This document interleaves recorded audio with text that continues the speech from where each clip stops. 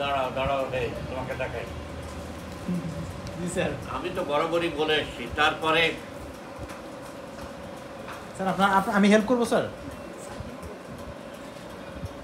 70-71 সালের আগে পর্যন্ত এই অঞ্চলে তো বড় বড় ছাত্র আন্দোলন হয়েছে।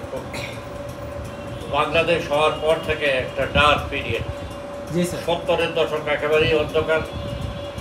80-র দশকে এরশাদের সময় সামান্য নড়াচড়া হয়েছিল, তার মধ্যে বিশেষ কিছু ছিল না, খালি আন্দোলন হয়েছিল এরশাদকে তাড়ানো, আর কিছু না।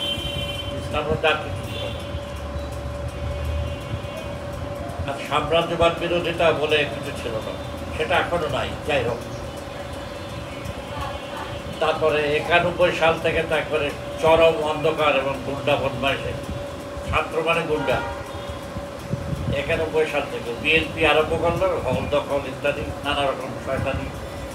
তারপরে আওয়ামী লীগ তো একবারে যাচ্ছে তাই অবস্থা।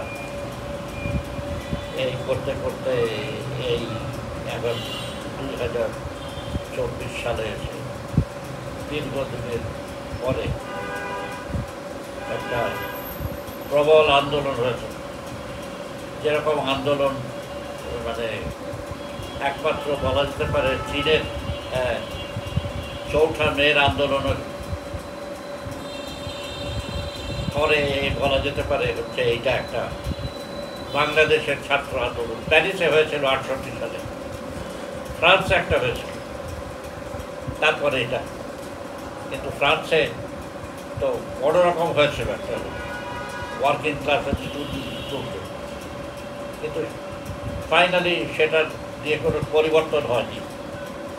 এইটা দিয়ে অনেকটা পরিবর্তন হয়েছে, অনেক কিছু পরিবর্তন হয়েছে।